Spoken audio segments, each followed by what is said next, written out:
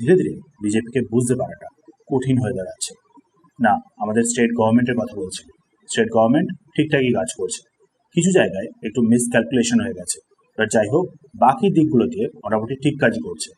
আমি এখানে সেন্ট্রাল গভর্নমেন্টের কথা বলছি। আপনি জানবেন যে আমাদের ভারতে FCRA বিল 2.0 আসতে চলেছিল, যার মাধ্যমে এই যে আমাদের ভারত জুড়ে NGO-গুলো রয়েছে, যারা অ্যাকচুয়ালি আমাদের ভারতে বিভিন্ন রকমের অরাজকতা ছড়ানোর চেষ্টা করে বাইরে থেকে ফরেন ফান্ডিং দিয়ে, তাদের উপরেই লাগাম লাগানোর চেষ্টা হচ্ছিল।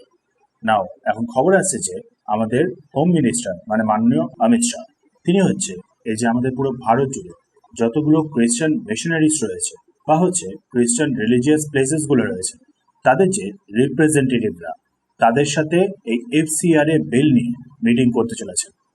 খবর আসছে যে হয়তো এই FCRA বিলটাকে অনেকটাই সফট করে দেওয়া হবে।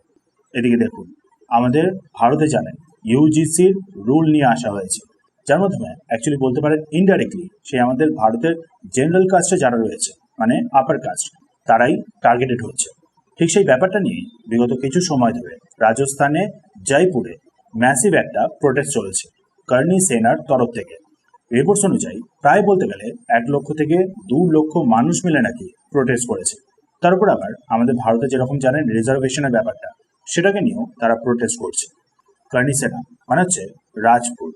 এই কর্নি সেনার লিডার মাহিপাল সিং, তিনি বলেছেন যে এই যে আমাদের ভারতের ব্রাহ্মণরা, তাদেরই যদি এই UGC রুলের মাধ্যমে সোজা জেলে পুরে দেওয়া হয় বিভিন্ন কারণ দেখিয়ে, তাহলে আমাদের এই ভারত কিভাবে এগোবে।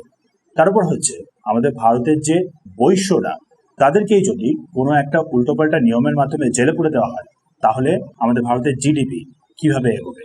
তার উপর আবার আমাদের ভারতের ক্ষত্রিয়রা বা এখনকার সময় হিসেবে যদি ধরেন আমাদের ভারতের যে মিলিটারি সৈন্য, তাদের ছেলে মেয়েরা, তাদেরকে যদি কোনোভাবে জেলে পুরে দেওয়া হয়, তাহলে আমাদের ভারতকে ডিফেন্ড কিভাবে করা যাবে।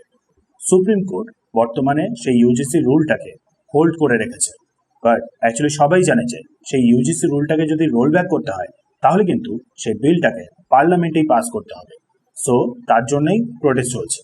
এদিকে দেখুন, সেই কর্নি সেনার ওপরেই সোজা লাঠি চার্জ, যেখানে দেখুন বর্তমানে রাজস্থানে বিজেপিরই সরকার রয়েছে। তারপর আবার একজন কর্নি সেনার মেম্বার দেবরাজ সিং, সে আবার প্রাণও হারিয়েছে।